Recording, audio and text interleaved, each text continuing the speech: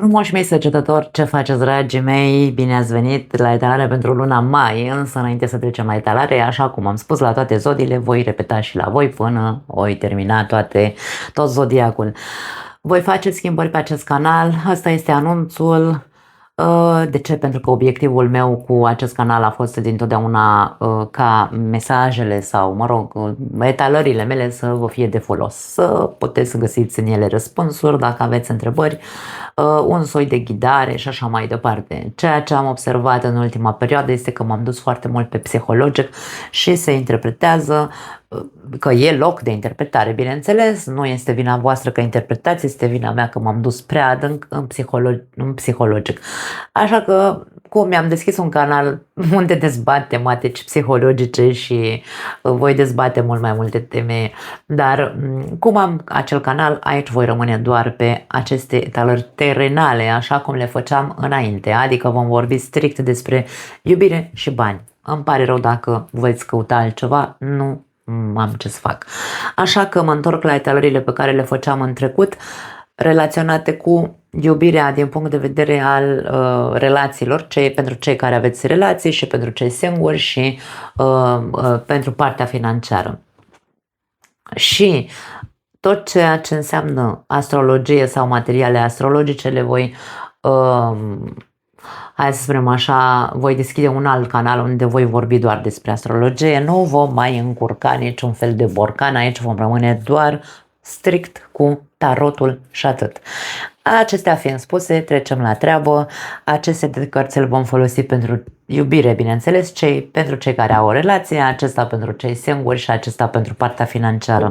În descriere vă voi lăsa minutul exact pentru fiecare dintre aceste categorii. Hai să vedem, începem cu săgetătorii care au o relație, să vedem cum arată dinamica relației în luna mai sau ce se arată pentru voi, ce mesaje vor să iasă. Vom vedea cam ce interpretare putem să-i dăm. Voi încerca să mă concentrez strict pe asta, fără să intru în psihologic deloc. Mi-aș dori, da? Cu toate că mintea mea funcționează pe psihologic, să sperăm că reușesc să rămân centrată strict pe ceea ce vrea mesajul să transmită. Pajul de spade. Pardon, de spade nu, de bâte. Am început să chiorăsc. Nu mi-am ales ochelarii, nu-mi pun ochelarii. Da, na, asta e. 10 de monede. Și luna. Pajii reprezintă mesaje. Sunt mesageri în primul și în primul rând. În al doilea rând, pajii reprezintă acesta cel puțin reprezintă energia adolescentului din noi, care are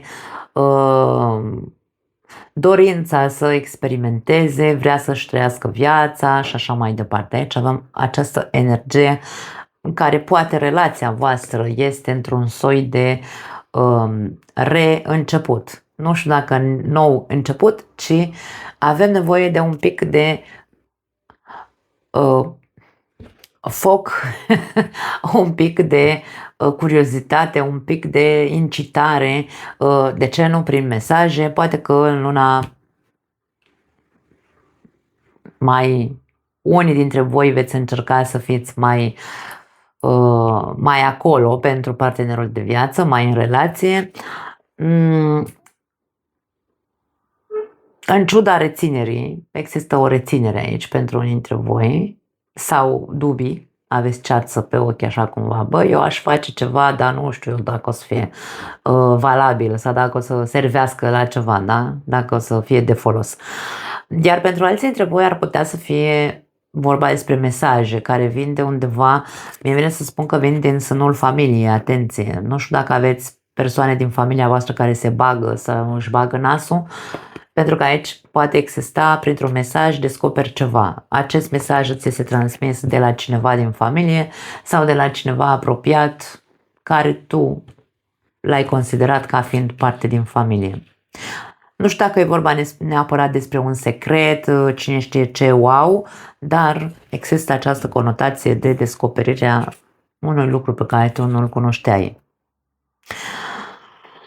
Avem Marea Preoteasă, este imaginea mamei, atenție să nu fie mama, dacă e cea care se bagă, mama unuia dintre voi, că eu n-am de unde să știu. Aici avem roata norocului și eremitul. Indiferent dacă vorbim despre varianta asta cu cineva din familie care se bagă și îți transmite un mesaj așa de te bagă în ceață, că până la urmă nu e vorba despre faptul că descoperi ceva ce tu nu știai. Poate să fie că ceea ce îți spune această persoană te bagă în ceață, îți provoacă foarte multe dubii, da? Încearcă aici, roata norocului vine cu, ok, dacă până acum ai ascultat-o pe mămica ce ți-a zis, până de acum înainte, începând cu luna mai, dacă continuă să-ți spună lucruri care îți provoacă foarte multe dubii în legătură cu partenerul pe care îl ai, schimbă macazul, că roata norocului este o carte de schimbare. Schimbă macazul și încearcă tu să reflectezi. Avem eremitul înseamnă introspecție. Eu sunt cel care sunt atent să văd, băi, mesajele astea pe care le primesc mă bagă în ceață. De ce mă bagă în ceață? Pentru că persoana asta este o persoană așa, care nu-i pasă, într-un fel sau altul egoistă, da? Nu-i pasă dacă îmi face rău, îmi provoacă, îmi bagă mortul în casă, cum se zice, da? E mama sau e sora mea mai mare sau, mă rog, un frate sau un prieten care eu consideram că e înțelept, dar eu văd că îmi bag în cap prostii sau mă bag în ceață. Ce fac? Trebuie să fac ceva, trebuie să iau atitudine, trebuie să schimb situația, trebuie să schimb macazul, cum am zis. Și încep să mă uit eu atent, că doar sunt o persoană matură, adultă și mă uit să văd, bă, chiar așa e, mă? Chiar am cel mai nașpa partener sau relația mea e chiar așa de incertă, cum mă încearcă să mă convingă persoana asta. Acum, eu nu știu dacă aici este vorba despre tine sau despre celălalt, că vorbim despre relații. Poate nu ești tu în cauză, ci partenerul tău de viață sau partenera ta de viață este influențată de cineva din exterior, cineva apropiat, care îi provoacă foarte multe dubii în ceea ce te privește pe tine sau relația voastră. Hai să vedem mai departe și după aia mai detaliem. 4 de spade, pajul de cupe și 2 de bâte. La capătul cărților 10 de spade. Eu aș spune că rămân pe această linie și apoi voi mai spune o variantă. Aș spune că se provoacă foarte mult rău. Eu nu știu dacă este neapărat intenționat băgatul nasului acestei persoane. Nu știu dacă e neapărat intenționat sau este inconștient. Pentru că avem 2 pași de bâte, 2 pași, unul de bâte și unul de cupe, care sunt foarte idealiști, visători, da? Este acea energie de las că știu eu, las că nu știu ce, îți face doar chei. De-aia zic, e o persoană în vârstă, dar asta nu înseamnă că e o persoană matură și înțeleaptă cu adevărat. E o persoană destul de flușturatică. Flușturatică în ce sens? Că flușturatică în românește se referă la, nu știu, de-astea, libertinaje, da? Nu. O persoană cu o viziune, hai să zicem așa, idealizată sau idealistă, visează cai verzi pe pereți. Ăștia amândoi sunt visători cai verzi pe pereți. Și îți vorbește din cunoștințele ei, din modul în care ea vede viața, da? Persoana asta. Așa, visătoare, cai verzi pe pereți. Sau idealizată, exagerată, ca și cum, nu știu, acum dau un exemplu. Partenerul tău sau relația ta este una de rahat. Tu nu vezi că aici, tu nu știi, nu vezi că pare superficială, că se comportă nu știu cum, că nu e matură, că nu știu ce. Deci aici sunt multe idei băgate în capul tău în legătură cu partenerul de viață. De ce? Pentru că persoana asta are această imagine a unei relații foarte flu-flu, așa, trăiește din cărți, din alte filme romantice, ce știu eu. Este o persoană foarte tristă, îmi vine să spun. Deci persoana asta nu poate fi o persoană vădană sau despărțită, o persoană care nu a avut o viață de familie sănătoasă, poate tot din cauza asta, a idealizării și a visării cu ochii deschiși. Și de aia spun că nu cred că o face intenționat, ci o face pentru că nu e matură. E un copil într-un corp de adult, dar îți provoacă foarte multă suferință în relația ta. Tu trebuie să schimbi atitudinea cu persoana asta. Pentru că, practic, consumul este al tău.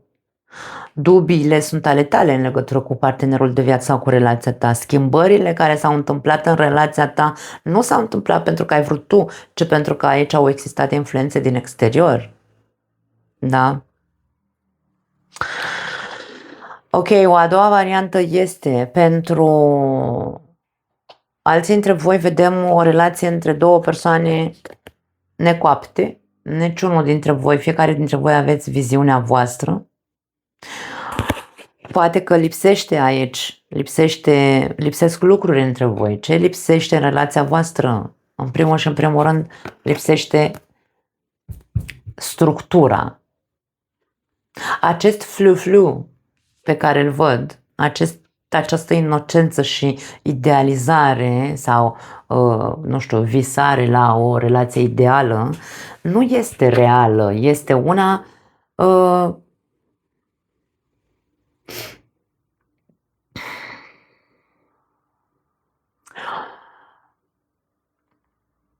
aș spune că este una în care vă păcăliți într-un fel sau altul, pentru că voi ați avut parte de o relație sănătoasă în trecut. Relația voastră a fost ok. Când erați mai tineri, poate acum aveți o vârstă cu mare preoteasă aici, poate să ne vorbească și cu eremitul, putem să vorbim despre o schimbare sau schimbări constante în relația voastră din cauza faptului că acum la vârsta adultă, da, la vârsta adultă, voi vă comportați tot ca niște copii. Când erați mai tineri, relația voastră mergea foarte bine, dar uite așa încet v-ați maturizat, v-ați adultizat și ați crescut și ați ajuns în impas, ați ajuns și schimbările vieții sau, mă rog, toate evenimentele care vin în viața de cuplu. Bineînțeles că trebuie să știm să le tratăm din poziția în care ne aflăm acum, da? A maturului sau a adultului. Dar aici am lăsat să ne macine, am lăsat să ne consume ceva ce s-a întâmplat în trecut.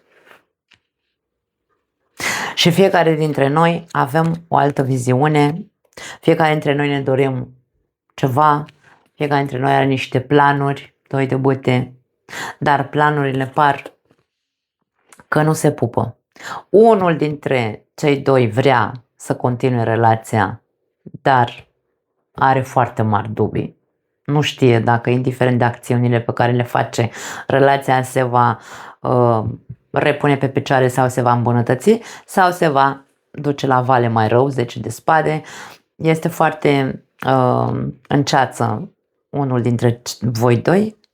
Poate că aici nu ar strica să, în afară de introspecția interioară cu care vine eremitul, poate că eremitul poate fi imaginea unui ghid, Marea Preoteasă poate fi și ea imaginea unei terapeute, de exemplu. Poate că schimbarea sau atitudinea pe care ar trebui să o aveți n-ar strica să mergeți să căutați ghidare prin terapie, de exemplu, în loc să stați Pentru că dacă lipsește atracția, lipsește, da, nu ne mai, nu mai am forță și chef să mai fac nimic. Dar e ca și cum nu vă dați bătuți aici, vi se spune să nu vă dați bătuți. Pentru că nu este, eu aș spune că ambele variante pe care le-am spus se combină între ele. Aici nu e doar despre voi. Voi cândva ați fost bine. De ce și cum s-a ajuns unde s-a ajuns?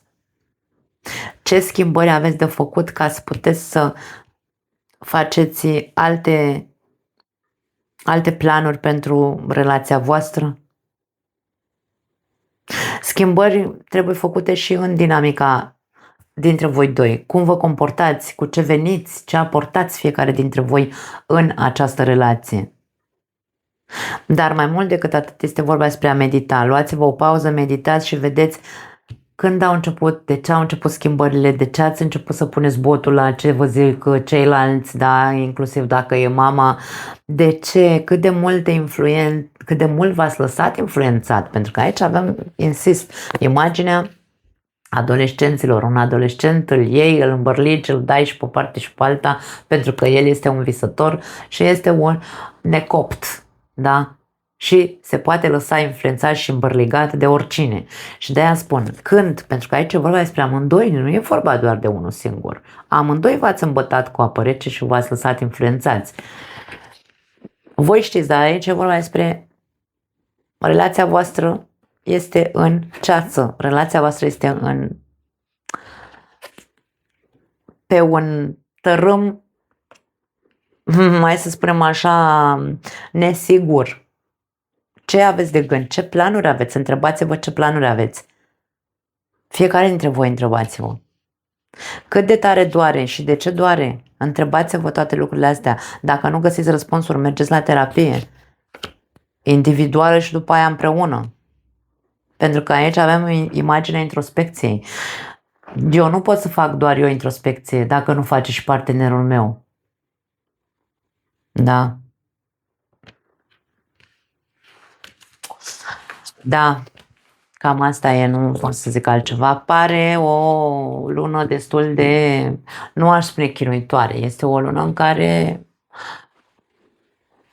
trebuie schimbate și văzute anumite lucruri. Și mai ales văzute influențele din exterior. Nu aș spune că e vorba strict de voi, că voi ați distrus relația. Nu. Relația s-a distrus din cauza că voi ați pus botul la vrăjerile ălora. Nu. Da. Hai să vedem cei singuri. Săgetătorii singuri. Cum arată luna mai din punct de vedere amoros? Cine vine, cine pleacă, ce se întâmplă? Ce avem aici? Un rege de bâte. Am zis că în chiorul nu mi-a luat ochelari. Wow, as de cupe. Mai. Și 10 de monede. Uf, pregătiți-vă, dragi săgetători. Aici avem imaginea unei persoane care vine cu cupă și cu invitație și cu, hai să spunem, cu cerere. Asta dacă există deja cineva la orizont pentru unii dintre voi. Da, bineînțeles că întotdeauna dau două variante, cel puțin. Pentru unii dintre voi apare o persoană care poate fi căsătorită. Pentru alții dintre voi apare o persoană care nu neapărat e căsătorită, ci are intenții serioase, are intenții de viitor de a forma o familie. Pentru alții dintre voi poate fi vorba despre faptul că deja există această persoană în viața voastră. Poate că ați avut o perioadă în care v-ați cunoscut, iar acum vedem din nou vedem direct intenția, vedem cererea, poate fi o cerere în căsătorie, atenție, da? Ca relația să se solidifice, ca relația pentru că există iubire între voi sau sunteți îndrăgostiți sau, mă rog, a evoluat, da? Au evoluat sentimentele în fiecare dintre voi și aici putem să vorbim despre o cerere în căsătorie sau o cerere oficializării relației ca să vă arătați în lume, da? Ca fiind parteneri, da? Nu sunteți doar așa că am fost în tatonare. Aici se oficializează relația. Poate fi vorba de o zodie de foc aici, unii dintre voi, ori aveți de-a face cu o zodie de foc. Uite, aici a apărut regina de cupe, sau o zodie de apă, berbec, leu, săgetător, sau rac, scorpion, pești, pentru alții dintre voi. 6 de bâte și regina de bâte, wow, ok, în una dintre variante am zis că persoana asta care apare sau care există poate fi căsătorită. Aici avem imaginea a două femei și un bărbat. Da, poate să se schimbe, poate să fie o femeie și doi bărbați, că nu, aici vorbim despre energie, nu despre sexe.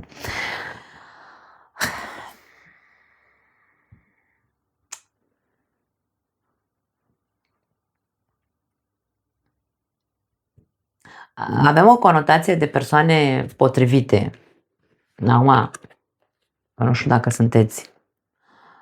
Aici e vorba despre potriveala dintre tine și celălalt, sau despre el și partenera de viață sau partenerul lui de viață, da? Aici, dacă este căsătorită persoana asta, pare că compatibilitatea o are cu partenera de viață, dar aici e ca și cum se pot iubi două persoane în același timp.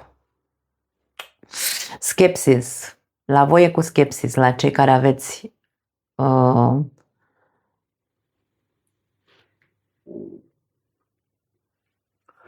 da, la cei care vă regăsiți în această variantă.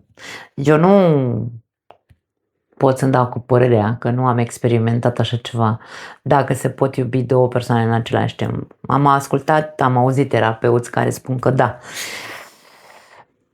Ce faci cu situația asta? E o situație destul de complicată și aș spune că pentru unii dintre voi femeile nu se cunosc între voi, sau mă rog, ceilalți nu se cunosc între ei, nu știu cine sunt. Ideea este că persoana asta se simte bine sau te iubește și pe tine și o iubește și pe cealaltă. Este o persoană destul de egoistă, aș spune. Egoistă, mândră și tinde aici destul de mult către narcisist. Această combinație ne poate vorbi despre narcisism. Iubește un narcisist. Probabil că vreau să vă invit pe celălalt canal pentru că am făcut material despre narcisist. Dar ideea care este? Un narcisist, din punct de vedere al psihologiei, nu poate să iubească. El nu iubește, nu se iubește nici pe el are doar autostimă mare. O autostimă, hai să o numim structurată, da? Puternică, nu sănătoasă, puternică, face ca narcisistul să pară că se iubește pe el însuși. Autostimă și iubire de sine nu înseamnă același lucru. Din nou voi vorbi pe celălalt canal în următorul material, ăsta va fi subiectul. Ideea este că narcisistul nu se iubește nici măcar pe el, ci are iubirea față de el este doar a imaginii, dar nu doar fizice, ci ceea ce el se consideră pe el a fi. Da? El își iubește propria imagine pe care și-a format-o despre el. Poate iubi un narcisist? Părea că iubește. Dacă vedem, cum aici vedem imaginea a două persoane, dacă vorbim despre un narcisist, atenție mare, ce să zic? Tu știi dacă vrei să fii într-o relație cu un narcisist sau nu. Dar în fine, nu mai rămân pe această categorie de narcisism, că da, există conotație, dar nu vreau să intru din nou de unde vreau să ies, de fapt, da? Din psihologic. 2 de spade și eremitul. Băi, a ieșit eremitul ăsta la foarte multe etalări. Este probabil o lună, luna mai este o luna introspecțiilor. Avem 7 de monede. Ce aștepți tu sau ce așteptați voi să se întâmple? Avem așteptarea în 2 locuri și avem aici, putem să spunem că și aici este o așteptare, aștepți un răspuns, dar nu ești, hai să spunem așa, nu accepti orice fel de răspuns. E ca și cum tu nu aștepți un răspuns, dar nu accepti un refuz. Sau cineva nu acceptă un refuz, că poate nu ești tu, poate e celălalt. De ce? Pentru că așteptarea asta apare între 2 persoane. Una dintre cele 3 persoane așteaptă un răspuns, ca să fiu mai clară, da? Una dintre cele 3 persoane așteaptă un răspuns și nu acceptă un refuz. Așteaptă o soluție, nu acceptă un răspuns. Hai să nu mai insist, nu mai merg pe psihologic, dar hai să spunem așa. Ai cunoscut pe cineva care este căsătorit.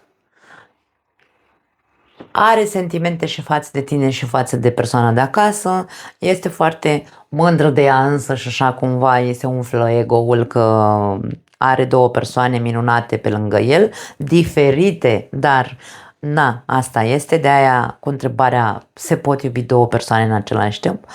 Și mie vine să spun că persoana asta în principiu stă pe loc sau vă ține în suspans pe amândouă.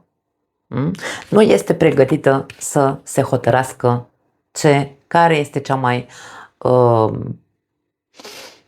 hai să o numim, care e varianta cea mai bună pentru el, pentru că îi plac ambele persoane. Acum că ești tu ăsta sau că este o altă persoană care apare în viața ta, eu nu am de unde să știu. Ideea care este?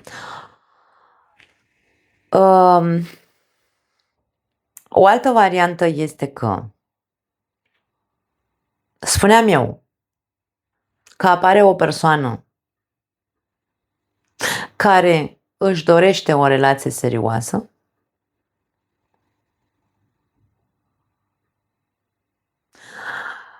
însă pare că este o persoană care din punct de vedere emoțional e un pic așa, hai să spunem, ori este o persoană foarte lipicioasă sau atașată, se atașează foarte repede.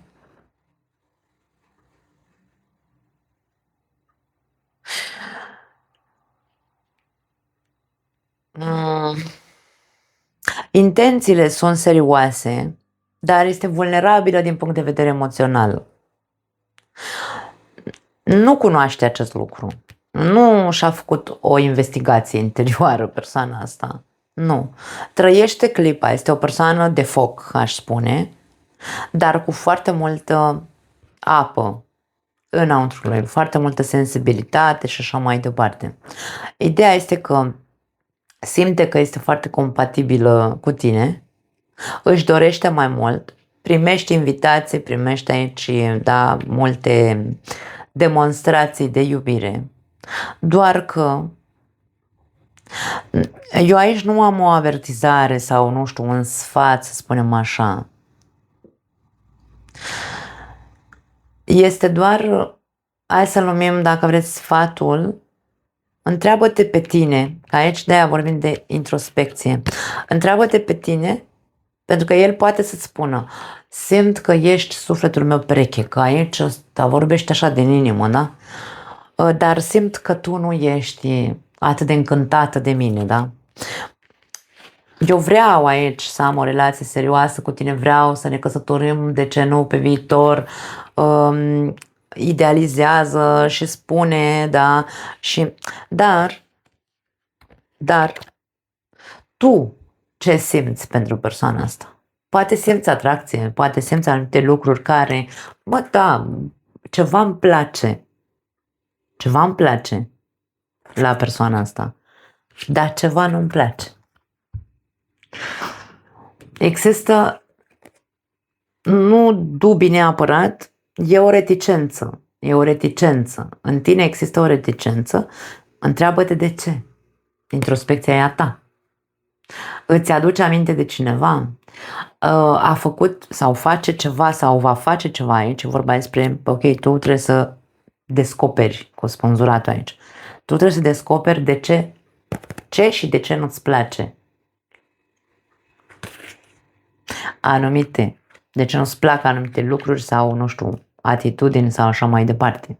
Tu trebuie să fii cea care e să fie atentă și să vezi, să ai și răbdare, bineînțeles, și în timp să vezi rezultatele. Nu poți vedea de pe o zi pe alta. În cazul celor din a treia variantă, că aici am dat 3 variante, în care deja cunoașteți această persoană și vine cu cererea în căsătorie, cum am zis, ce să zic, dragii mei, poate fi... Atenție să nu fie din impuls răspunsul. Aici e ca și cum ți se spune, mai așteaptă, mai dă puțin timp acestui răspuns.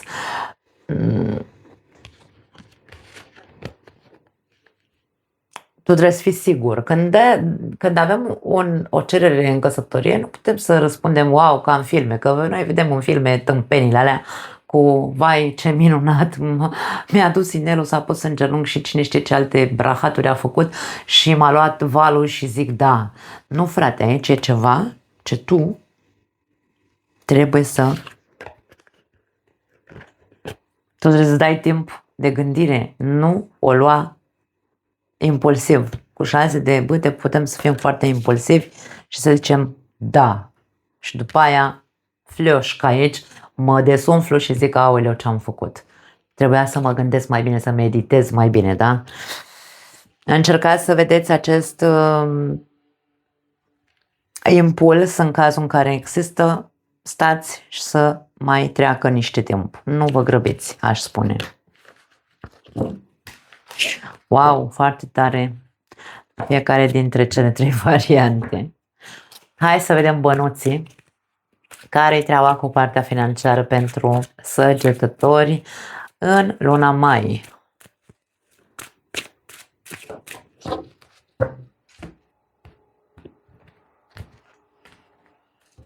Ups. 7 de spade. N-am mai văzut de mult. N-am văzut la nicio etalare până la voi 7 de spade. 8 de spade. 7-8 de spade. Avem o secvență. Și 4 de cupe. Ok. Vi se cere să analizați, aș spune, un trișor aici. Există cineva care trișează, nu joacă curat, vă minte, vă duce cu vorba. Pentru alții trebuie poate să fie propria autosabotare. Ori sunteți într-un impas din punct de vedere financiar, dar ceea ce faceți este că vă autosabotați, adică cheltuiți și ce n-aveți, poate fi și asta. Și trebuie să fiți foarte atenți. 4 de cupe este o carte de analiză. Fiți atenți. Lăsați îmbieturile, dacă vă îmbie nu știu ce haine și alte, da, eu am o săgetătoare în casă și știu despre ce vorbesc, însă nu mă duc pe partea aia să fac comparație, ce bineînțeles că știu și cum funcționează săgetătorul aici, e vorba despre asta. Vedem un impas din punct de vedere financiar, ori pentru că voi sunteți cheltuitori și pentru că situația nu este tocmai strălucită din punct de vedere financiar și voi vă băgați în mai multe cheltuieli decât ar trebui. Da? Nu stați unde cât vă ține plapuma. Și asta trebuie să o analizați, acest comportament trebuie să-l analizați foarte bine și să-l schimbați.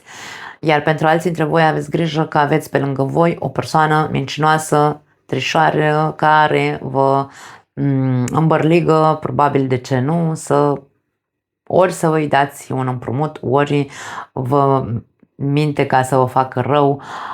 Există cineva care probabil ar trebui să îl tratați cu mult mai multă atenție. Da? Fiți cu ochii pe cei care sunt prea amabili ca să fie foarte sinceri. 8 de bâte Prin mesaje vom bărligă, aveți grijă. Turnul, deschideți ochii. Wow, foarte revelator aici la voi și 5 de spade. Este o persoană foarte invidioasă, este o persoană, hai să o numim așa, egoistă, de aia care trage turta doar pe, da, doar pe cârca ei sau nu știu cum se zice. Nu știu cum, nu mai țin minte cum era proverbul. Aici vorba despre asta. Poate că îți va trimite un mesaj care o să zică cine știe ce dezastru, wow, s-a întâmplat nu știu ce, am nevoie disperată de bani, de nu știu, poate să fie vorba despre casă. Îți trimite un mesaj și zice, nu știu, bine, acum eu dau exemple, nu că așa e, dar poate să zică, vai, mi-a luat casa foc sau vai, nu știu, habar n-am, s-a întâmplat un accident și, dar nu e, aici totul este, există falsitate, minciună și intenție de a face niște rost de bani de pe la tine pentru că tu ai. Poate să fie, da? În prima variantă, iar pentru cei din a doua variantă care voi faceți aici, vă faceți rău singuri, aici este vorba despre ce-ar fi să vezi cum faci să găsești informații care să te ajute să îți rezolvi problemele interioare. Foarte mulți dintre noi, din punct de vedere psihologic, acum merg puțin pe psihologie pentru că nu am cum să nu fac asta, foarte mulți dintre noi când ne autosabotăm din punct de vedere financiar și cheltuim mai mult decât ar trebui sau decât ne ține plapuma, o facem din cauza a anumitor lipsuri emoționale. Știți că se spune, mâncăm pentru că nu suntem satisfăcuți pe interior și după aia începem să ne îngrășăm. Aici e vorba despre un colaps, atenție mare, pentru că unii dintre voi nu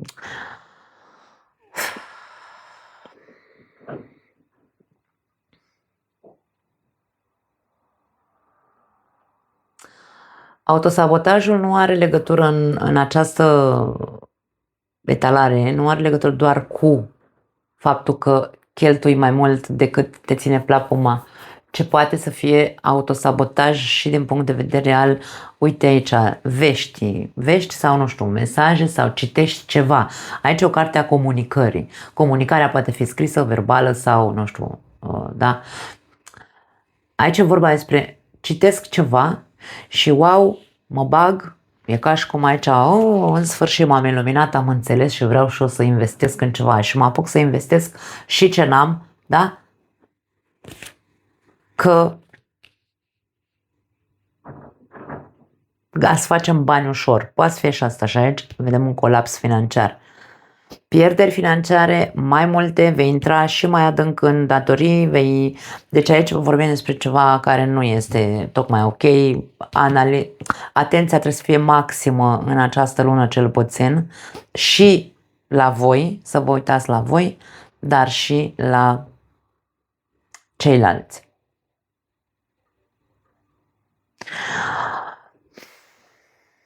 Hai să mai vedem alte mesaje. Moartea. Justiția. Wow, aici se ajunge departe.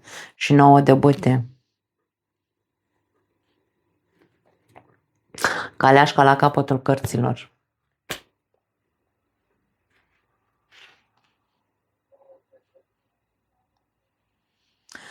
Tot